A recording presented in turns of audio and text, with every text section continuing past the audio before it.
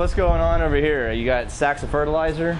Fertilizer? No way, man. This is all malted barley. This is what brewers use.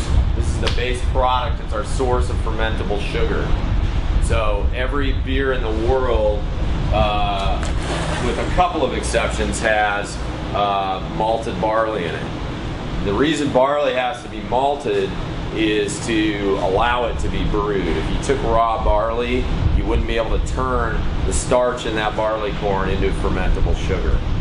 So we buy this, as you can see, by the Funken Z, German Z language here, and Canada there, and US there. We get choice brewers barley from all over the world. It comes in these 50-pound sacks.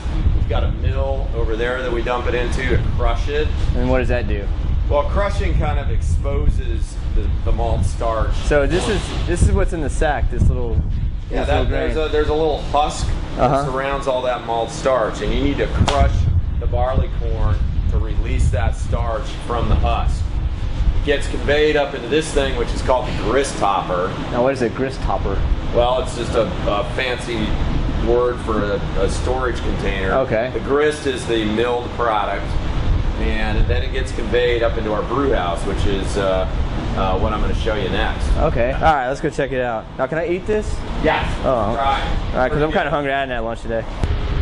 So now, why do you have space shuttle simulators here? It does kind of look like a rocket ship.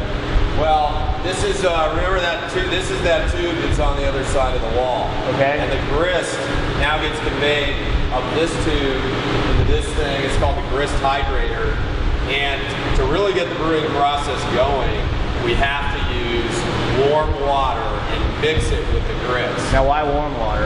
Well, because enzymes inherent in the malt kernel need to be at a warm temperature to be able to break down the malt starch into fermentable sugars.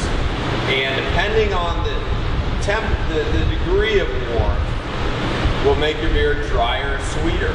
A little bit lower warm temperature, let's call it like 150, 145, 150, is going to make a drier beer. A temperature more like 160 is going to make a sweeter beer. And anywhere within that range, that's what brewers will set their mash temperature at to grade their specific style of beer, their specific house character. So we mix, and that thing in there is an agitator that mixes up the mash so we can get the water mixed in real well. So this sits in here for an hour. These enzymes break down the malt starch into fermentable sugars. Then the next thing we got to do is move it over into this vessel. This is called a Lauterton. It's a German word. It looks like it'd be louder. It is. This thing cranks around. What it does in here is the mash sits in here, and you can see those screens that are sitting there. Well, below those screens is the true bottom of this tank.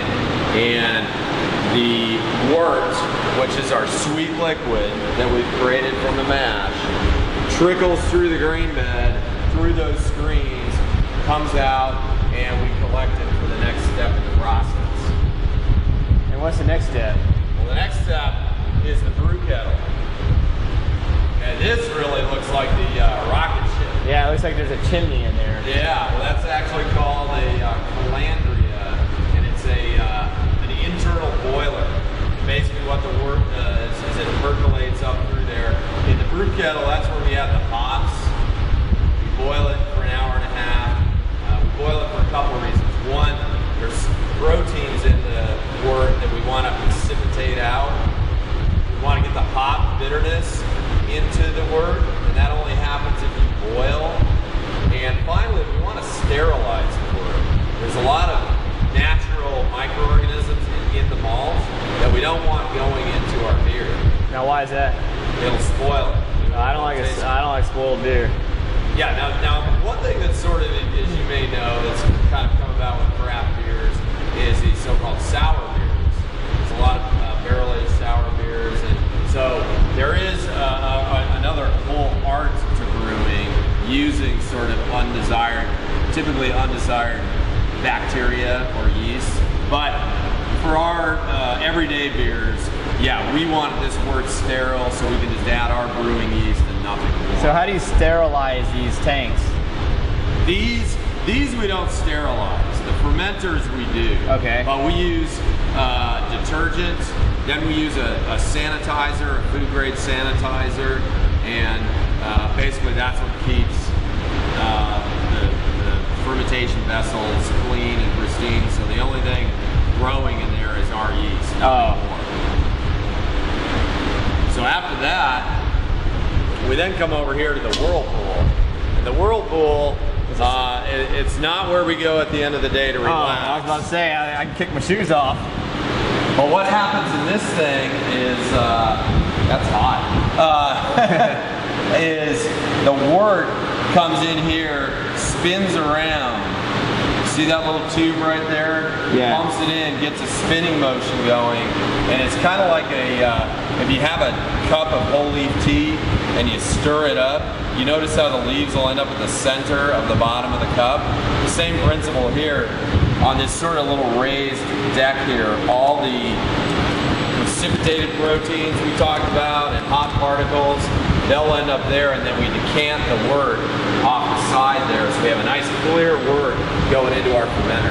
Now, how many beers are going to be in a tank like this? How many gallons, I guess? How many gallons? We'll get about 1,000 gallons. This is that's a lot of damn beer. It is. It's what we call a 30-barrel system, and of course a barrel of beer equals 2 kegs. So we generate about 60 kegs out of every batch. Now, that's starting here.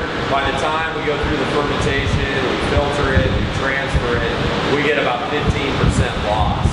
So that's not good. Yeah, we hate that, but it's somewhat unavoidable. Well, I can pretty much put that out in 2 weeks.